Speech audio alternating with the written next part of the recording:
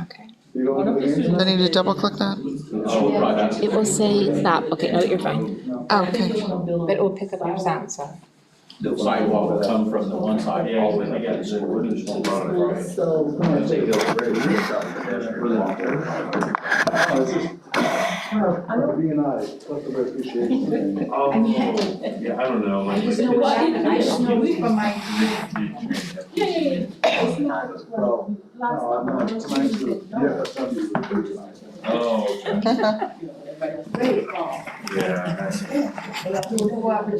Yes, if I have that side and that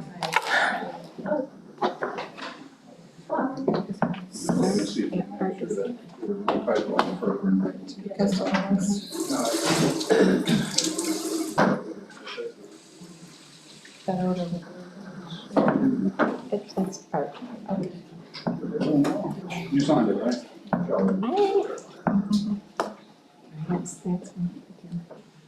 That's. Oh, there.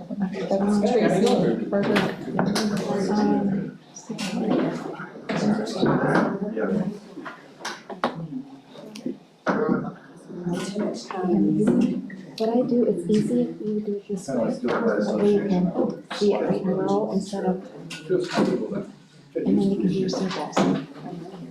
Otherwise, you circled it. Oh, that's right. You don't see. I prefer to be at this one than I do at the board briefing. Just get it coming.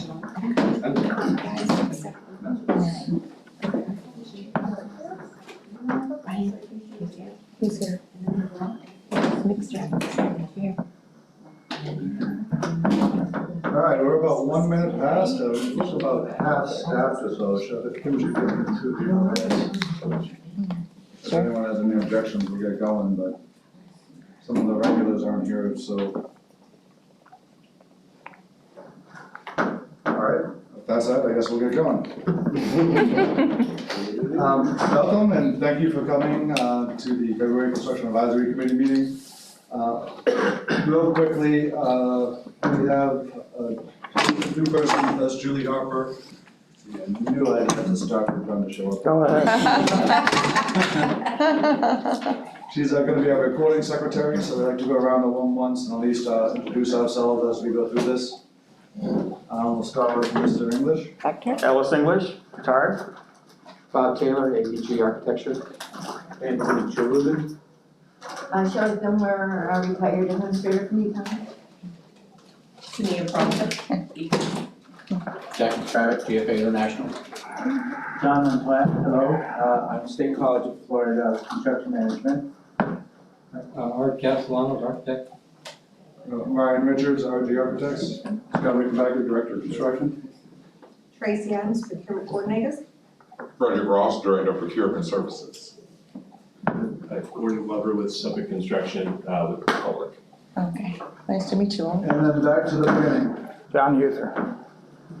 Thank you for that. Again, welcome, and I do have a note to ourselves to try to keep the side discussions as a minimum because this is all recorded. Separate conversations kind of muffle the sound, and there's been some crackling in the recordings, and they're not necessarily all gummy bear related. So please try to keep that in mind. With that, we have, I'd like to see, well, actually on the agenda, we have public comment, so no one has a speech prepared, that would be the time. I'm just here and interested to hear the discussion on the, procurement process and how the CAC, is gonna view that and make recommendations going forward, and I'm interested to hear that and see where it goes. Thank you for that. Great to hear. With that said, we'll move on to vote and approve the January minutes. Has anyone had a chance or had any comments on the minutes that we distributed via email? I make a motion to approve as written. Who does, Mr. McStravick, can I get a second? I'm sorry, Yeah. Don? Tanya, yeah, just say Tanya.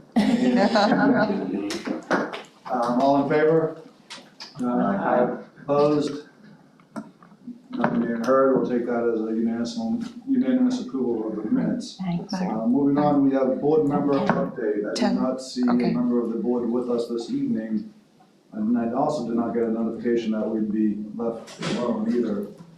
So I guess we'll table that till the end, and maybe they're just going to be a later arrival today. What we had on the agenda was basically a response, and that's why we brought Frederick and Tracy here with us. We've gone over the procurement process in detail, and they put out a great presentation in that regard. And, took December off, and January got sidetracked by a bridge meeting. But now that we'd like to, I had some time to kind of mull it over, think about it, and I appreciate the few responses that we did get. This was intended to be more of a brainstorming of where do we go from here, what can we do to make things better. I know Frederick had some great thoughts on that, but that's really kind of gonna be the mission. The mission of tonight's meeting is how are we gonna make a recommendation going forward? Can we, motion to make recommendations, in the process as it stands right now. There was some concerns about whether or not they were local. I think that is a discussion point that seems to be pretty well addressed, and how do you really quantify that? But there's also other concerns, and basically splitting the work around it. It was done quite differently, I want to say 7, 8 years ago. And when it went out to the public, and then they made a number of changes to the procurement process. And now kind of reevaluating those and saying, hey, did that work? Was that, in the best interest of the community at large? So with that, I don't know if Frederick has anything to start with. From our standpoint, we came, we tried to address some of the known issues that we had already heard about. But I think what we were desiring from the committee was a kind of a formal recommendation, maybe 5, 6 bullet points on specifically what it is from, what you've heard and what you've seen, the recommendation, for making any changes to the current process, to the scoring, to the way we do things, to the evaluation criteria, whatever, just kind of really giving us those hard recommendations from the committee on potential changes. And what we decided to do, kind of similar when we were creating this process, was to take those changes, also have a public meeting, open that up kind of to the public, gather that feedback as well, and then kind of go to the board with the formal recommendation for changes based on the combined recommendations provided. So that's kind of where we stand. Okay, to start off kind of the round robin, I know one of the sticking points that's always kind of been on the back of my head, and I know it was recently scored differently, was there's 2 parts to the proposal process. One is, the written form, the book, and then the oral presentation. It had been that, there was a combined score out of the 2. It was kind of 50-50, and then, the winner got it from there. In the last iteration of public comment and go around, that method was kind of scrapped, and it became, well, winner take all with regards to the oral presentation. I think what that has done, I do distinctly remember the argument for it in the first place was that it seemed as though the book rankings were essentially final, like there would hardly ever be any movement from 2 to 1 or 3 to 2. It was whatever the book came out, the oral presentation tended to follow almost directly. Since that went out, since that was bypassed, and now it's just the presentation only, we're starting to hear concerns about people getting the same work over and over again. And while there is, let me say, merit to getting the best team provided at all times, and the evenness of distribution, the only time it is scored against you to have a ton of work with the district is in the book form. So if you're in fourth place in the foot form because you have 16 jobs with Lee County Schools, once that you get into the next level, that's thrown out the window. You put on a nice doggy pony show, you win the next one again. So, I mean, that's kind of that catch-22 of why it is the way it is, and then where we came from. So, I mean, I'd like to see a middle ground of, people can actually move up in the rankings, but at the same time, all that work of the qualifications, the financials, and, the current workload, all that just seems to get thrown out the door, and who's got the best dog and pony show now takes it. So there's gotta be something in between, and I can't say I know how to get there, maybe there's a ratio between the two. But, that's always kind of been my sticking point. I voted against it, I was outvoted, and well, I figured I'd throw that up there. So I know some other people have feelings one way or the other. I've got a bunch of bullet points. I made notes 2 months ago when we had this meeting here. So I wanted to get that across. It's good because you guys have done a good job up to now, working through the process and getting a better process and trying to get a fair process. But I think at some point, like we had in the past when I worked here, most of our meetings during the week was this contractor or this architect or this person or this consultant came to, Bill Moore's office and said, hey, how can it be a fair process if this guy's getting all the work, So those were the discussions that we were having all the time. So my big thing is that we need to share the work. We can't have, and it seems like that, we're going back to that process where, there's similar people getting, one person getting 2 projects. So maybe there's a process there where there can be more of a sharing. Obviously, it's qualifications based, but also, trying to get an equal process for everybody else to get to the table. We all work here, trying to get a different type of contract. And it works for facilities too, because they get a different viewpoint of a different person. They might be working too much with one person. So that was one thing, is sharing the work. The other thing was more minority participation. We definitely need to hold you guys accountable for that. It's not just a piece of paper that says I'm a minority, but how are you guys applying, minority? And I know you're doing that to the subcontractors, the GCs that are being hired, but you gotta enforce those and you gotta make sure that those apply and that they're getting done. I think that was another item.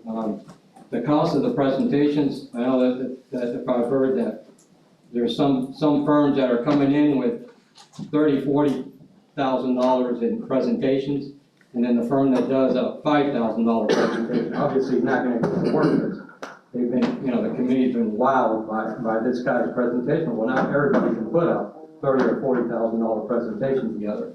So you gotta look at that too, making sure, and that's part of your committee, in that committee where it's weighing all the factors of that criteria. So yeah, those were the biggest issues, selection of the people in the jury, making sure that the jury selection, understanding you're not, you have an equal weighting of everybody that understands construction as well, because otherwise the guy that's submitting, I've heard that some of the people that are submitting have to kind of dumb down their presentation because those people that are on the committee are not construction based or have no knowledge of what's going on, what can be done. So those, 3 or 4 things, and it's not about, it's not about hurting somebody, a firm that's here working here, but it's about, more of equity-based system. So that's all I had to say. All right, now, from the back corner, I know I got quite elaborate letters from Mr. English and Mr. Taylor. I'd like you guys have the opportunity to weigh in. Well, my first thought is, when we voted in that, what was it, half penny or penny sales tax? It was my understanding that that money was to stay in Lee County for the purpose of our education department. It's only fair that Lee County people here that are entrenched with their businesses have the first shake at this to try to keep what I call Lee County's money in Lee County. That includes their contractors. But at the same time, you also have to have a MBE plan in place, which is minority business growth potential. that these primes know that they're gonna be, like he says, chased on it, to make sure that that money stays here and no subs are who they're supposed to be. And minority doesn't always come across lines of color. Minority has a far-reaching definition under federal guidelines for contracting, especially in public school money. So it's a far-reaching thing, but it still has to be given and enforced. It can't be one king of the hill. And the idea of having people on a committee making choices, selection choices, when you're talking $100 million related to public education facilities and schools, to me is kind of shaky. I mean, are we building the Taj Mahal or are we building an educational facility? And guys who usually have that kind of experience, you usually stay with that type of construction. But the idea with me would be the minority employment, because that kind of money trickles down into our local economy, right here, within the Tri-County area, not back to some other state or some other county, up to state. That to me is most important.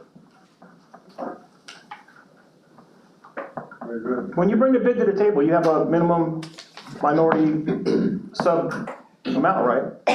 No, we do not have any minority subcontractor goals. We request that they submit their minority outreach plan. Do you use any type of federal money for your school construction? No, we do not. None at all, self-funded? Correct. You are aware that you could get up to 8% federal funding if you applied or infused the minority hiring incentive, right? Well. I'm just asking, I'm not trying to. Right, and the way our schools are funded is kind of out of my scope. Oh, I got it. Yeah, out of my scope. Yeah, the only time federal funding would come into place would be hurricane-related recovery. I mean, if FEMA's got a hand in it, then that opens up a whole can of worms. I got it. Taken. I'm just saying, And, you know, typically that's the only time that really comes into play. there's other methods, but that's okay. All right, Mr. Taylor had some quite deep thoughts as well. Yeah, you'll find I'm very opinionated. I'll raise the points that I said at the last meeting. I have 3 points here. And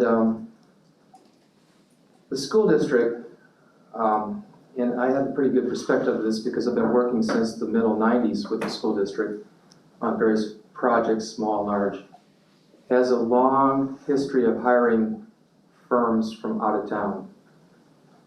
Some of them actually have moved here after they've gotten work, and then when times went lean bad, they left, and left the school district hanging with problems that they couldn't get the architect and engineers or construction company to take care of.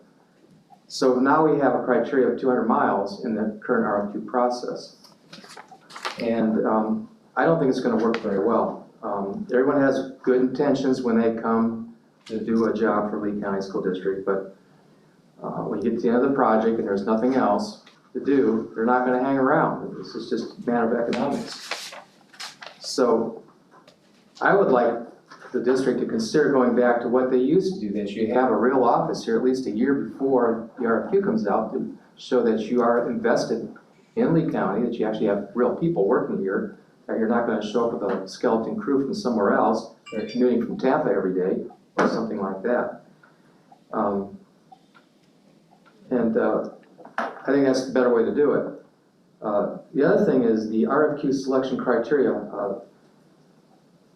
From 2008 to 2015, there were not too many large projects within the district or anywhere else for that matter, at least in this area. Maybe North Florida or Tampa or Jacksonville or someplace like that there might have been. But the design criteria requires that we submit project history no longer than 7 years of age from the point of the RFQ date. When you run the numbers, that's basically back in the crunch time, in the recession that we had. So firms that did not have much work, like my firm, most of the firms here in Lee County, didn't have a lot of projects, but particularly school projects. I mean, how many, I think there's only 1 or 2 projects that were built of the volume or the size of what you're looking for now for your current RFQs. Now, the 7 years was agreed upon back, and I think it was when we did went through the public process of trying to work out how to select architects and construction managers and all that. But that was, what, 3, 4, 5 years ago, whenever that was? Back then, 7 years seemed reasonable, but now moving forward, where there's actually real work and projects coming out, firms like myself, we cannot submit for projects that we did back in 2005, 2006, because at least legally. Now, I've heard the argument, I heard it at the last, the counter argument that I heard at the last meeting that we had, where we discussed this, that these older projects that are being submitted, well, how do we know it's the same people? Do you still have the same people in the firm? And, you know, do you still have the same experience? If time's gone by, maybe those people are all gone. Well, my counter argument would be that, well, if you still have the actual architect of record there, or the principal that was in charge of that project, or your project manager still there, the actual people that actually ran that project for you, and if you're still using the same consultants back then that you're using now, you still pretty much have that same darn team. So why not? Why not just remove the 7 years criteria and allow us to justify why those projects are relevant? I think that would be a more fair way of doing it, if you really want to make this an equal playing field for all the firms in this area. Finally, we've been talking about this off and on for a couple months, maybe informally before that. And the last time we talked about that, it was said in the meeting that the district would actually have a town hall forum like they did in the past to talk about all this. I'm not talking about this meeting here, I'm talking about a real forum where it's advertised, anyone that's interested can show up, construction manager, architect, whatever, engineer, and we can all voice our opinion. I'm wondering if that's really going to happen, if there's a date been set, or what is going to be the determination of that. Because talk is cheap, and I really want to see some changes done here. If that's supposed to be in my opening, I mentioned we'll get the feedback from you. We have that public meeting. That's the town hall meeting you're talking about. Right, So yes, that's in our process. No date has been set, but definitely that's going to be part of our process. Okay, that's great. And that's the type of recommendations that we're looking for to bring forward to the board, is that, hey, it's time again to look at this, and, you know, we did it before, let's do it again, because we've all had pluses and minuses and things that we've learned over the last, 7 or so years, and, we kind of bring that to the table. So as somebody that's part of the RFQ process, when Susan put on the PowerPoint last in December, I was shocked to realize that the company I work for is not a local vendor. But then when I looked at the picture, everybody, all of my competitors, none of them are local vendors either. So the only thing, so that way, in my side of the world, it's an even play. But the only thing would be maybe looking at changing, if you had a local office with a minimum of so many employees, that could be considered a local business. Well, you're a principal in charge, at least, and you're not just, the storefront. Right. Kind of driving some, goes to what Bob was bringing up, that, the one-year business license of more than just a secretary or something along those lines. And then the last is, I don't know if it got brought up, and Scotty, you might have answered this. Is the firms graded at the end of the project that procurement finds out how we did on the project? We, as my team, as part of our checkoff list, we grade the projects with the principal in regards to how the service was done by the construction manager for that project. We additionally grade the project manager in my division as to how their level of service was. It's all part of our KPI process reporting. So we do that. There used to be a book where those grading scores were put into the book and brought to the RFQ process table, so that if any of the scoring committee members should care to look through it, they could.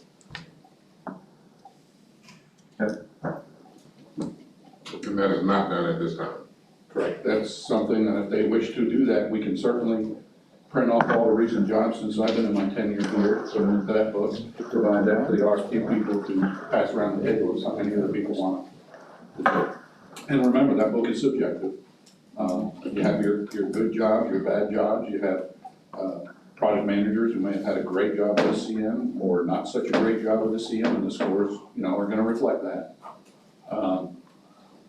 Yeah, being on the design side, I'm the first one that can tell you that you can have a great project and a horrible project with the exact same contractor. It depends on the team you got for that project. That is correct. Okay. And almost all firms that are doing this work are large enough that, you know, you can get multiple projects and you don't know until you're down that road which one you get, whether it's the Bay team, B team, C team, or whatever it is. And Scott, is that for only new construction or is it also for when you do big remodeling jobs outside the school? Anything that comes out of the construction division, whether it be a $200,000 kitchen renovation or a $100 million high school, all will have those two sheets scoring it. So one it's the principal scoring the project manager, and another is the principal scoring us. Did we do the right job by you as the end user, the customer?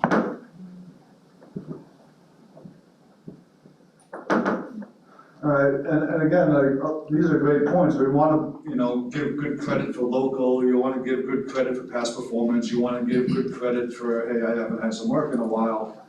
But again, it all kind of boils down to, well, you scored great in the book, well, you threw that out and now it's all on the dog and pony show because that doesn't count at all anymore. So there has to be some kind of mediation between these two items.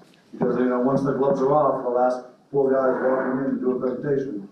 And all these thoughts, you can't spend time on a presentation saying, you know, we have this many people, this many, no, that's not how your effort is really best spent because the presentation would turn really long and tedious and, you know, you want to bring up past performance and there's a lot of thought that goes into that when we really should be talking about the project and what we can do for that. Kind of reiterating things that have already been said and things that have already been scored, but now no longer apply. With that, Can I respond to that? I hear what you're saying, and our firm actually looked at the history of that in terms of book scoring versus actual final scoring for presentations. And we actually participated in some of those. And what we saw is pretty much that these, for the most part, in the days of old, that whoever's 1, 2, 3 in the book, it usually was 1, 2, 3 in the final presentation. that's exactly what I was saying. And one of the reasons, and when you're actually adding and averaging the two scores together. And what we saw from our own perspective is that in some, even though we were shortlisted, we looked at the score from the highest to lowest, and we were in the lower range. We said to ourselves, for us to overcome that, we've got to get this amount of scoring, and then, you know, can we actually overcome that deficit? What are our chances versus the cost of making the presentation? And it's a tough decision to make when you're looking at the actual man hours it takes to put a presentation together and the costs assigned to it. But you're basically just gambling to do that. And we understand that, that's all part of the deal. But so if you, from a perspective, if you have a fresh start in the presentation mode, at least you have a fair shake getting the job. Otherwise, you're just pretty much not going to get the job. You're just going to show up and have to show There has up. to be somewhere in between. I don't know if it was the point system, because it seems like you can look up the online rankings and there's usually not more than 3 or 4 points between first place and last place. Mm-hmm. You know, but when the book rankings come out, it could be 10 points between first place and last place. So you can put on the best presentation of your life, you're not going to get from third to first. I've seen that happen personally. And it's kind of, I don't know if we can work the ratio, maybe you know, say, hey, you got a first and a second, that's better than, you know, there's other ways to look at it, but it's the combined cumulativeness of it, it kind of took that disparity out where the presentations were formalities. I don't know if we can work on that ratio or kind of weight the ratios maybe. What is the maximum scores? Is it 50 points? It's 100. 100? On both, right? Oh, you're talking about, Like for the books and then for a presentation? I would have to look at the rubric for that. It is not 100, I'm sorry. Okay. I'm thinking of the weights equal 100. Because I'm wondering if the books are graded, and then say the books are maximum worth 50 points, number 1 gets 50, number 2 gets 49, 48, 47, and that way, if you then you average in the others. Yeah. I mean, it's just thought right here, but that way, you're not trying to make up so many points at least. Yeah, and I don't think we've ever really been privy to what the actual written book scores were. You know, there's a placement that comes out, and I could be wrong, but It's part of that exhibit one, the scoring criteria, it's part of that. When the job's all said and done, not prior to the, No, I'm talking about when you're scoring the RFQ Yeah, or the written responses. When you did the pre-submission meeting, I believe, Tracy, that's been public information, where it shows you the values for. oh, no, I'm not saying that, I'm just, right, when you get What the letter actual of scores intent. were, like, You know, Our short list, I'm sorry, the short list. Yeah, The you- scores don't show up on the short list, Right. which I think at one time they used to, They do, the totals do. on their, For sure that you. Not on the short list, no. Right. The Right. short list does not have that information, but the notice of intent, Right. when the scoring documents are published, the Okay. totals are on both. Right. At this point, so at that point, it's already Right. done. Yeah. Yeah. I'm sorry. Mhm. I was missing it. And are those results posted at the procurement website? So they should be able to see all that data with the scores. Right. When the notice of intent and scoring documents are, I've gone to look, maybe I'm just not looking in the right place. I always see the scores from the presentations, but I've never seen book scores. Okay, yeah. yeah, they go out first and then. and they're also in board docs, so I don't know how many of you follow board docs when things go to the board, but they're also. But are the book scores afforded to the presenting firms before they present? No. None. Because if you could see that, that They're could tell. they're that would- public, anybody from the public can attend those meetings and see the results, but that is not part of the process, we don't publish those. Yeah. I guess the recommendation I would make is I would like to see them because that shows me where I'm weak in my book presentation and where I need to focus on in my actual dog and pony show. I think you have a process for that, for public request, don't you, there? No, because the public records are available until after the. Oh, after the fact. Yeah. Yeah, if we're not showing well in one area, we could focus on that in the I would have to presentation. look at the I would have to check with the attorney to make sure we can do that, but I don't see why we couldn't. As long as he says. But I mean, is there any statutory block where when you send the notice to the short list to all the people, No, that we just put those score percentages next to the company's ranking? no, yeah. No, you can put it, I would type it you can in. do that. I mean, it's part of the public meeting, we publish that information in the meeting. And so then, if you're here, which some of you do sit through those, and you can see how you ranked. And then we send out the invitation, or just the short list, we don't publish the score, but we'll check into that.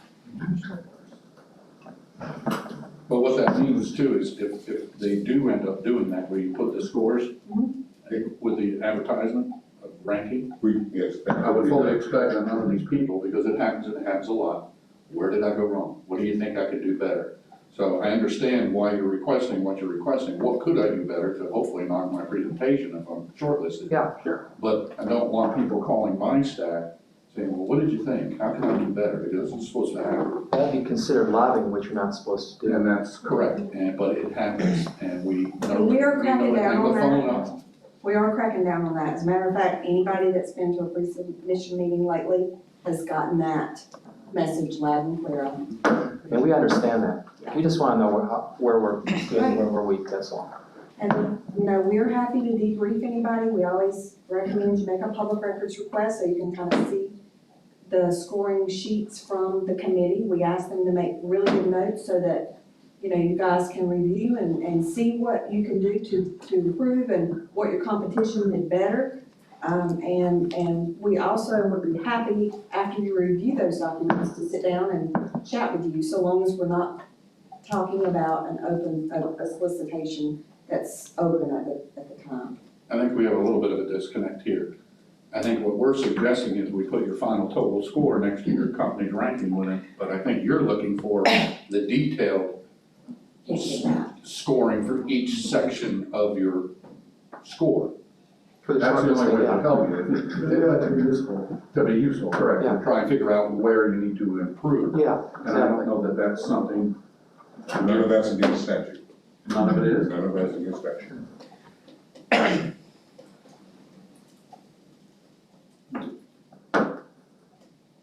It sounds like. So it's possible. Yeah, so I've got that down as a recommendation from the committee, that's what you're asking. Well, I would think that the district would want to have the best presentations possible so they can make the best decision And the only way you can do your best presentation is to have every information data point that you can get in that preparation that you do.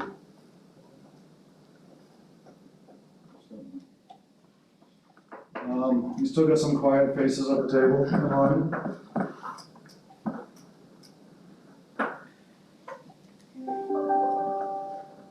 All right. Is that a sign?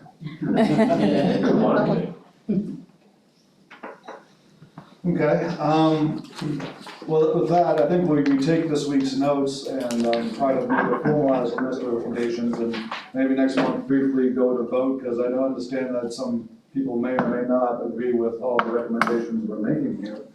So, hopefully come forward with a recommendation from that, but we're gonna have to go through our notes in detail. We'll post a line item that we can all yea or nay on, that will be presented to the board as our recommendations of changes. It's being taped and anyone can watch this on the website. If you want me to send you a link, I will.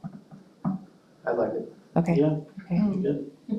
I would just like to add a few comments of things that I heard from Bob, mostly what you were speaking to.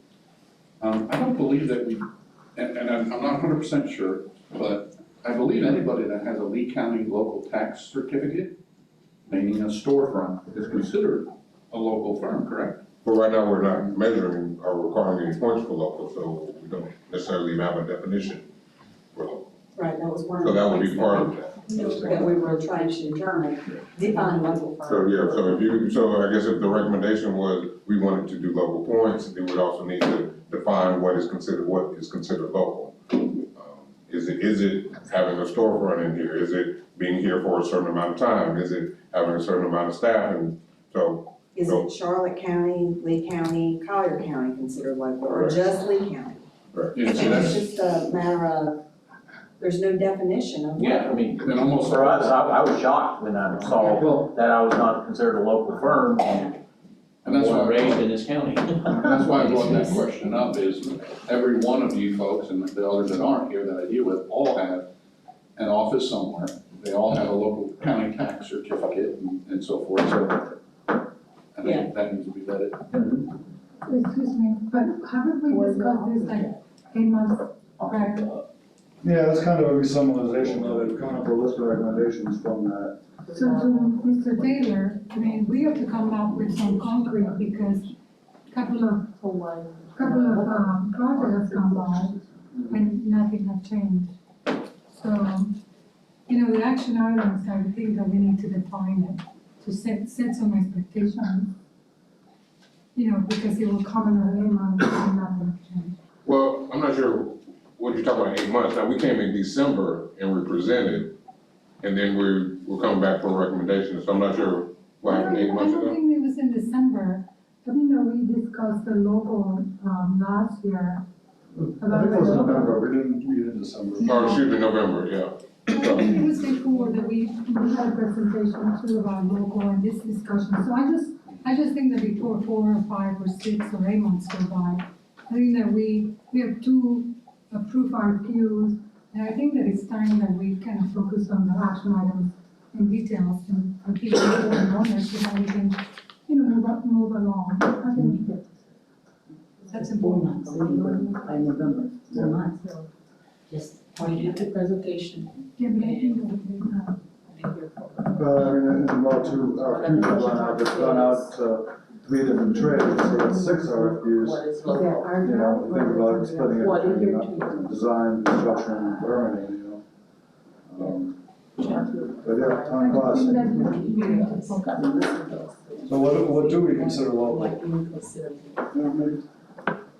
Yeah. Well, there's local, and I'm sorry, there's local, and then there is not that I wanna benefit you, but just local in about, the criteria of how much the projects that they have, built, how long ago, I mean, it's many terms that perhaps prevent those participants. So it's a lot of things. And as, Bob said, there used to be a 1 year business license in the county requirement. I'm not sure exactly how or why that flew out the window at some point in time, but it did.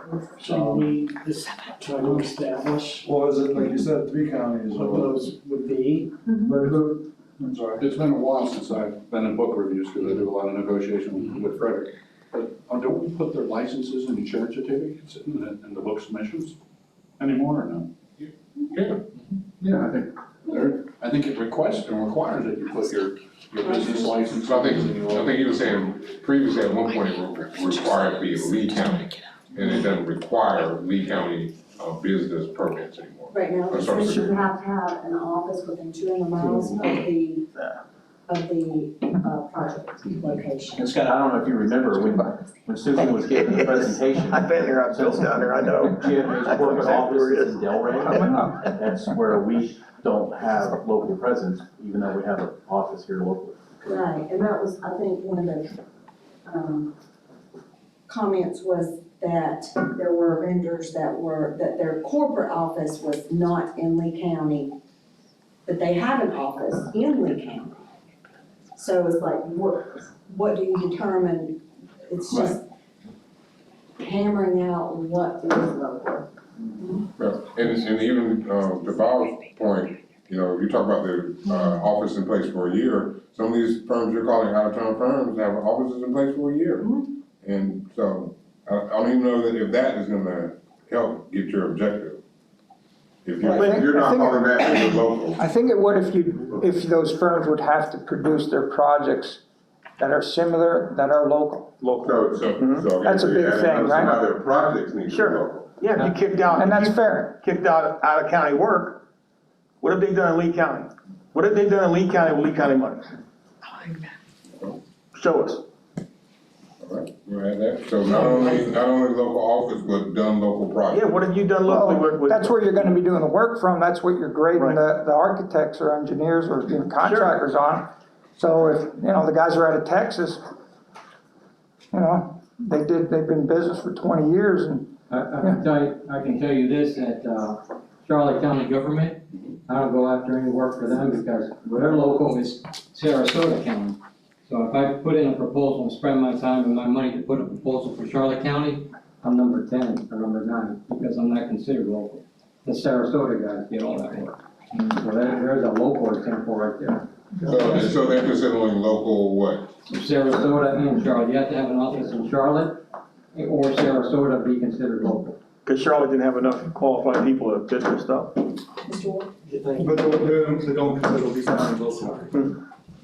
across the river. Yeah, well, they got their water there and the boats and stuff. Are there two things at hand? Is there the half penny sales tax money for local people only, or is this for any work? This is for all construction, Because it seems like all I've construction heard work. a distinction between half penny staying within the county, which is different than all work.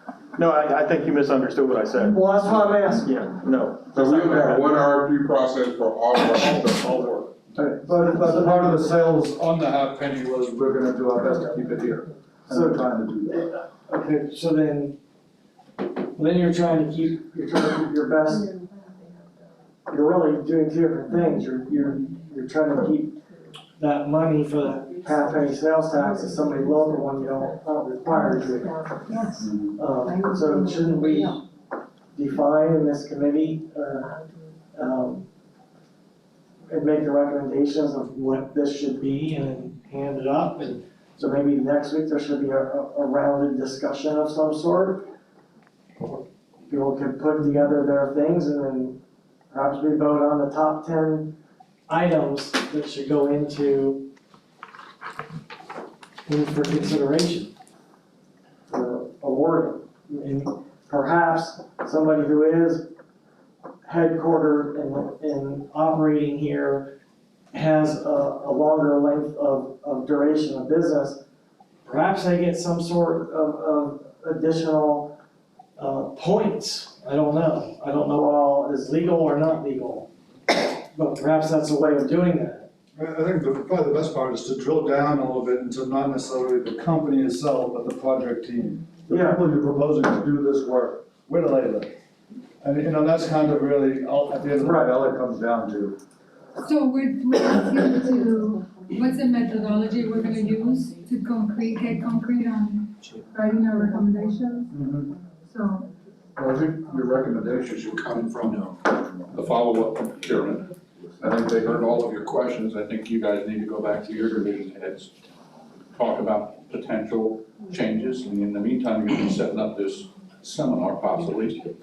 And whatever comes out of those two things combined ultimately gets brought to the board for briefing and possibly approval. so you're saying they started or we, in So, conjunction started? yeah, so if I repeat what I said at the beginning, we're gonna take this feedback, take these recommendations, kind of digest them. We're gonna schedule a public meeting or a town hall meeting, if you will, to, bring these points out and let the whole entire public make discussions, and then take all that feedback, make our recommended changes, and present that to our board. So this notes you've taken, Correct. it doesn't include all the recommendations from everybody. You said some people were, quiet. So do we feel that everybody has put their thought to give you all the recommendations? That's my question? Because this is the time. Well, if people in this particular committee don't want to speak, I can't make them not speak. They can certainly write it in. But what they did previous years, they brought everyone into the boardroom and then this clicker system. And they had all the formulas and the questions up on the board and all of the vendors. No, you didn't do that, but previous to that's what they did. They brought all of the partners in and they voted on change the formula this way, change it this way, adjust this, and I think at the end of the day, they came up with a consensus and that became the policy. Yeah, like 3 definitions, what do you consider local? Give them 3 line items and, put it out there, let them vote. And that's what we're trying to do, is basically come up with those 3 line items for those questions. Is that, get to the point? I guess we have been 3-4 recommendations that I heard. Brian had gotten a couple in writing from some of the participants. We've had the statements and the questions and what can be modified by this committee members who are involved in that architect, building official CM community. And now they'll schedule that meeting, they'll digest your questions, see how they can mold it, modify it to make it more palatable, more fair, more equitable, maybe more supporting of local entities, if that's the direction they choose to go. And then it can be brought forward. We can have a presentation to us, and then we can create the recommendation. Bring it back to here and let us clear it again. Yeah, That would be good. So, the only thing I'd advise you on that is, time's ticking. I mean, since our last meeting, we probably put out 6 to 9 RFQs, and I'm sure Scott's got more coming, so every meeting you wait, there's more and more RFQs going out with our current And that's product. where my point, if this is the forum to then get all that info, or do we have to, can we send more information via email? Or? Yeah, so if I could maybe recommend this, so we have these recommendations. Definitely if you can send some more in via email. In general, I'm kind of looking at the presentation we gave. All of these fall in the 3 to 4 criteria that we kind of discussed. Local vendor points, minority vendor points, evaluation team, and the scoring of the presentations in the proposal. So I think just about everything has already kind of grouped themselves into our kind of categories that we had already discussed previously.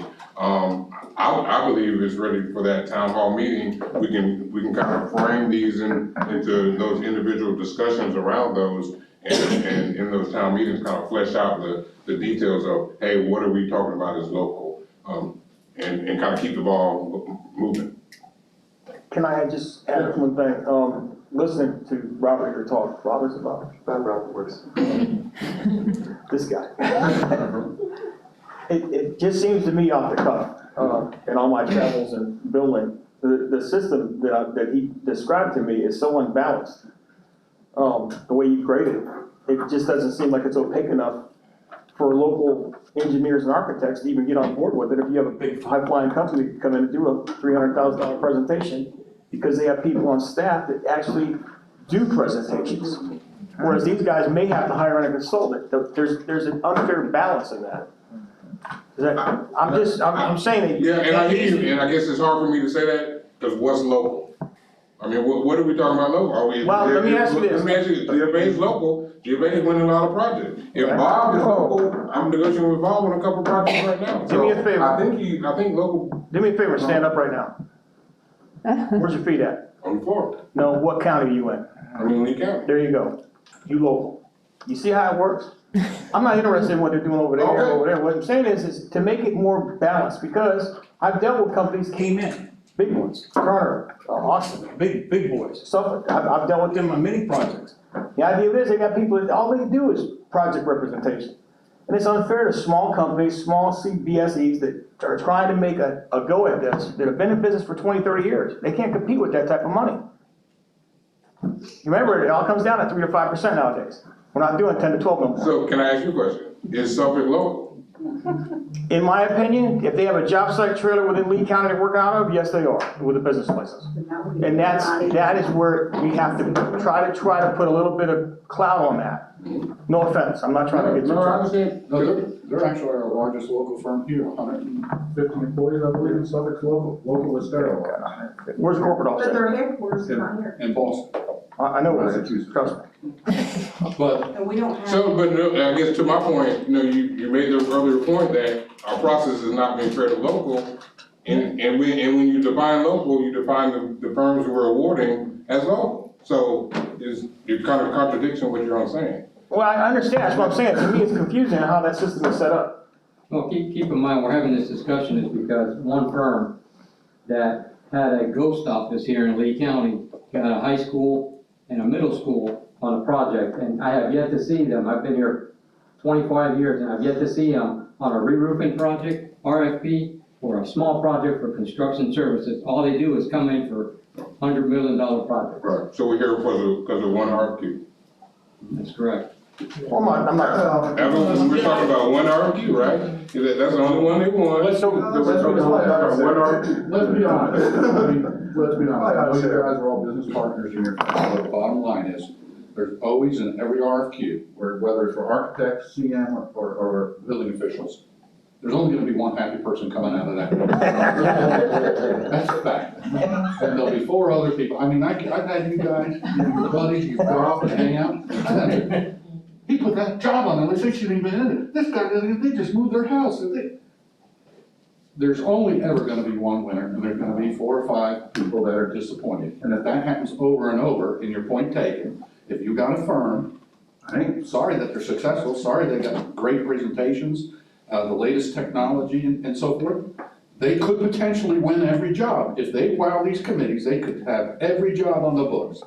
And you're asking, how do you break it apart and make it even across the entire spectrum? I don't know how you do that without breaking the procurement laws and. I wouldn't say that in awarding projects, but at least making the bidding process a little bit more even, is what I'm saying. I think Bob and many of you bring up some good points. There probably is a good thing if we look at what advantages can we provide to local firms to give them a little bit of edge that have been around a while, that have worked with us and stayed with us through the good times and the bad. Sure. 100% agree. I think to Jack's point, you need to define local. Get that done off the table once and for all. What is the definition of a local firm? It's easy to gain the system, that's the problem. I think most of your answers can be resolved and made amicable. It's just time to do it and have it. And to that point, maybe there's a subject on the selection committee of the relevancy of the presentation team. Because I've seen districts go in where they only want to talk to the people that are actually going to be building the project. You walk in, they'll ask you where you live, what your role on this project is. I know FGCU's done that in a few presentations. They don't want to hear from somebody that flew in just to look nice and talk sweet. And I'm just saying, that has been a rule in some places. Well, I can give you history back in 06-ish, East Lee County High School. You just had Kraft, who now is Manhattan, but it used to be Kraft, one of our big guys in OAK, and John did a lot of work as well. East Lee County High School came in an outfit called Walbridge, and I'm not even sure where Walbridge is. Detroit. Michigan, Detroit. Never did any work here, didn't have a local office or anything. They did they opened up this little shop when we started, they came in and they won that job. And the reason for that was because we were concentrating on local businesses. And everybody at that time was telling the board members and people that you're not getting good competitive bids. You need to have this competition from these bigger outfits to help bring the best quality project and staffing to oversee your jobs and so forth. And we went in that direction. Well, Walbridge failed at about 95%. They did not finish the job. We actually had to do something for them, and we were glad they left. But that was that trying to bring in the big. And then it went back to local, and then the bottom hit out. And here we are. All right, we're running pretty close to our time limit, and we were forced to skip Ms. Giovanelli on the way in on the Sorry. agenda, so I'd like to reserve her enough time to. Actually, no, I just love the conversation, so I'm excited because I have heard complaints about this process before being on this committee with you guys and being the liaison. So, I'm excited to see the changes and y'all drive that, so you keep doing what you're doing. I'm with you, Blanca, because the sooner the better, because the jobs are going by and we don't want the locals missing it, you know? And I think that's really important. I agree. The money, and I understand what you're saying about the money that needs to stay local. But I think, yeah, we're spending it locally is where that probably is coming in at, because we're only gonna build locally. But one of the questions that I had, and Mr. Heather left, so he might have been something, maybe one of you can answer. What does Collier County do? Does anybody build with them? I mean, that to me is still somewhat local. Well, let's talk about Dade County. Well, Well, but I hear that, well, Collier County does great. That's why I'm curious. That's all. Say your question one No, more their time. procurement, whatever their process and everything. I'm not familiar with theirs. I don't know of a project, we do work in Collier County, and, we do their annual facilities and their smaller projects. They just go from firm to firm to firm. They have like a library firm. They haven't built anything. I mean, there's rumors of a new high school being built, but they haven't built anything where they've actually had an RFQ process go out. They've had a few, and one firm out of Miami seems to get just about all of them lately. I mean, I know the last one that, Construction firm or? Design. Oh, design. yeah, I mean, the last thing I won from them was the bleacher inspection. I heard it's difficult doing business there, similar to West Palm Beach. Continuing services, have been around the smaller projects, but when they get something big going on, one guy comes in out of Miami, grabs it and goes on. Good to know. Good. That's what I wanted to know. And the Palm Beaches is even more different. I think what they do is, they come up with a construction budget yearly. They go to the board and get approval for the budget. They hire a program manager, and the program manager is the one who picks the GCs to build out a job. So this whole vetting process at the, I believe at the school board level, is kind of kicked off to somebody else. Manatee County doesn't even do a RFQ process. They don't do the dog, what we call the dog and pony show. They do design build. Design build, and then they provide you're ranked, and then the firms provide an estimate of the cost of what it costs. Totally different process. So for me, I just would say that I like I think getting extra points for being local and defining local, I think that is probably the key right now.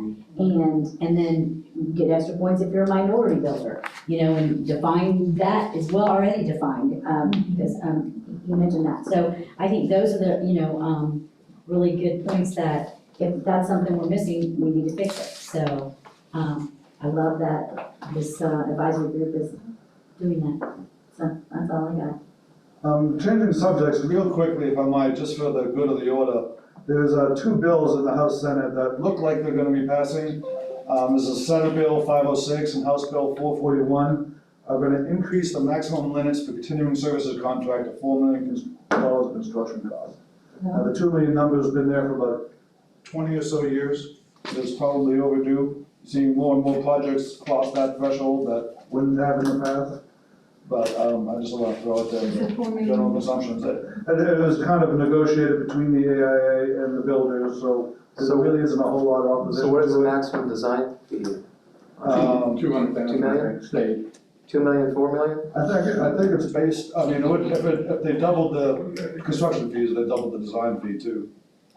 I didn't see that, but initially it started at 5 million, But I so. don't think there's a design fee in the No, no, I'm saying statute. that the construction limit was 5 million, but the date, I Good thought I shape heard it before. came down to 4. Yeah. Anything is huge, because any of these little roofing projects we do and HVAC projects, all stroke just over $2 million. And the problem with that is, rather than in 2 weeks, getting a quick contract with sales tax money to do something, we end up in the 4 to 5 month RFQ process.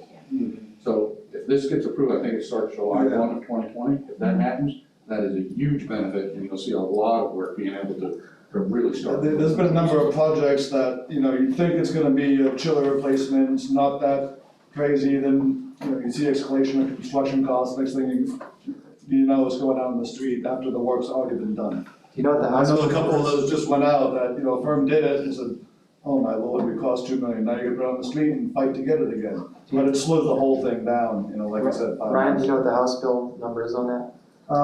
It was, just fell asleep at the wrong time. House Bill 441 and Senate Bill 506. I skimmed over it and I didn't see any mention or change in the architectural fees. It seemed like they left that in order to do They a study did. or what have you, it maintains that $200,000 limit. Does it? Huh. And it says $500,000 fees for studies. I don't know if that's what would qualify Oh, that. That yeah, used so to that be goes up. 200. That used to be 200. That used to be 200, so that is, So that that is would be great. So that maybe that falls into the studies category. This is kind of a summation. That's all I had to throw out there. We're right on our 5:30, so if there's anything else for the order, I think we have quite a bit to think about. And we tasked our purchasing department with quite a deciphering headache, so good luck with that. I got all your phone numbers. Making you in the hard way, Julia. I would like to say, just in closing, in fairness to these guys, they've done a pretty darn good job taking it over from when construction was running it, and we had some questions and issues. I think we just happen to be at that moment in time where it's time to revisit, do the public forum and get the questions. But part of that is this interaction, and I don't think anybody's had any malice or ill will rather, in giving people work. We just, we're at that crossroads, time to do it again. It's very awesome, the public. All right, real briefly around the room, do we miss anybody? Anyone want to go off topic for a few seconds, or, wait. I'm kidding. Any of our quiet members care to chime in on anything? Well, I'm brand new, so I'm catching up to speed, but to get a hold of the members, where would I look? How could I email you my input as to some of these questions? Typically, Ms. Johnson and I guess Julie Hopper will be our primary point of contact. Okay. She'll give you the email address and blast it out to anyone, and being chair, you feel free to copy me on anything, especially comments like this, and we can distribute it among the Lee County folks. Okay. So, you know, no one wants to have the reply to all, get hit on the meeting minutes, you know, but. I'll have to check on the sunshine law, because I don't think, it has to be discussed in here. You can't discuss it amongst yourself, the sunshine law. Yes, So exactly. whatever you want to say has to. Just go directly to you guys, and then you give it to them, like that. That can happen, but you can't, you're not supposed to be. If anything you have to say, you need to, in the group. One of the questions I was gonna ask, I don't know, did you update us on the state, we're still waiting on Franklin Park and Cypress Lake approval? That's out of planning. What I do know is we have not gotten that decision yet. Right, we're still waiting on the state to That's make it, so just an update on that. They have had communications, they went to a FEPA meeting about a week and a half ago, and I think they talked to the people that are part of the review. Because I knew they came here. They did the tour, Yeah, and, Yeah, that was, no, but we Okay. actually went a few weeks ago to a FEPA meeting where those people were there, the administrator, Tom Whitehead, and okay. another, and it sounds like it's very close. It may not be what we want, but talking about potentially if that school, Franklin Park specifically, can be a shelter. If the ICC 500, if we raise the footprint, the flood elevation 3 feet per ICC 500, we can't leave one building down here, which is 20 years old. See, anything, if it isn't stroking 30 or greater, they're not gonna tear it down. So if that becomes a shelter, which they're gonna be talking to the county soon, planning, we can can submit that to them again to hopefully try to get a full RAS of the entire site. So that's in the works, they're communicating.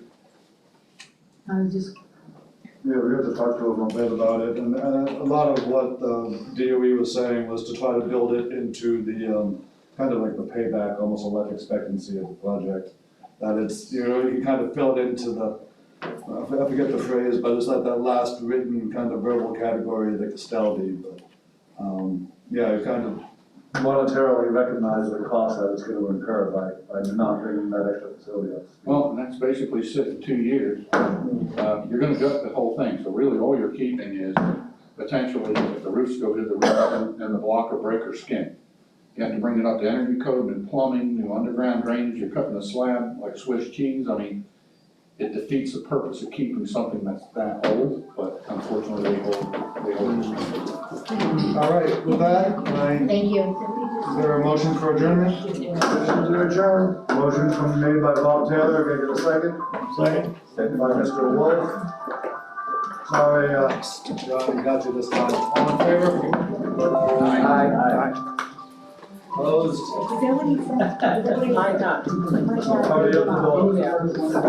Taylor, and who was the second one? Scott Wolf. Wolf? They're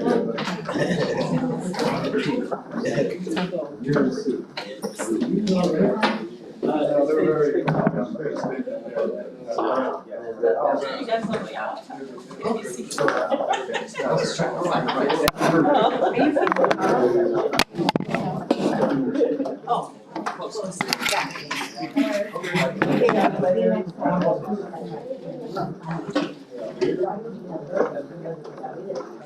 Yeah. I don't know.